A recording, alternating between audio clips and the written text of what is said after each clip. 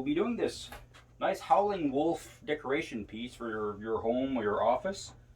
It's an easy project to do. We'll go step by step. We'll have fun doing it. Okay, so the first step before doing this project is to decide what type of wood you want to use. So for today's project, we'll be using some Baltic birch, about 1/8 of an inch thick. So first step is to trace your template onto the wood itself. So as you can see here, it's already traced. And if I pre-drill the holes where these pieces will be removed. Now these holes are to accommodate the scroll saw blade. Now as you can see in the first project I showed here, there's some details in the trees and the wolf. There's some fur on his chest, on his back, on his tail. Now when you trace your template, don't worry about those small details for now, okay? So as you can see here, I've identified the trees just as triangles, and everything is smooth on the wolf. Once the centerpiece is removed, then we'll go back and just do the details, okay? So for now, don't worry about details, just cut straight lines and we'll go from there. So now we're ready to cut.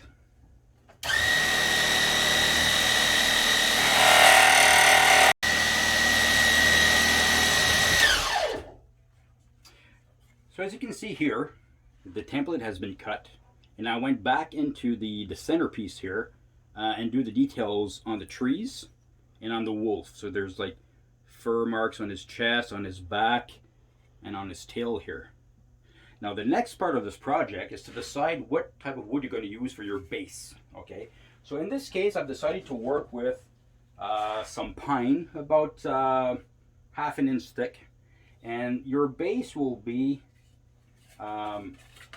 the base should be the length of your project itself. So this rock formation on the bottom, so your base should not exceed this, okay, just for aesthetic purposes.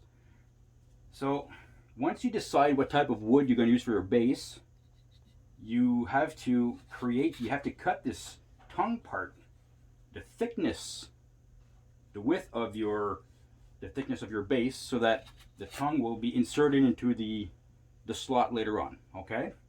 So once you've decided to on the type of wood you're going to use for your base, and you've identified where your slot will go to insert your main piece, you have to drill a slot. As you can see here, it's already done, okay? So I've identified the length of the tongue here, okay? And then I drilled a hole, and with a scroll saw went back and cut this triangle piece here. So this slot here will accommodate the main piece of the project.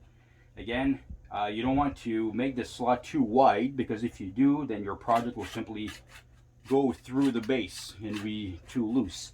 So you want it to be a little snug, okay? So now we'll be working on the base. So at this point in the project, you can either leave it as is or use your router to round off some of the corners. Okay, so once you've used your router to round off these corners, now you're ready to give it a quick sanding, okay? Now I suggest, because of the nature of this project, because of the wood is fragile, and I would suggest that you sand by hand, okay, instead of a sander. Again, reason being, it's so fragile that you just want to go in there with your hands, and there's so many small details. You don't want to start being rough with a sander and then break it off, okay? So once everything is sanded, then you're ready to insert the main part of the project into the slot, okay? So we'll be adding a little glue here so that if it's nice and snug in there. Okay, now you don't want to push it too hard, because if it's too snug, then it's just going to break off. So you just want to make it that it just goes in. Okay, there you go.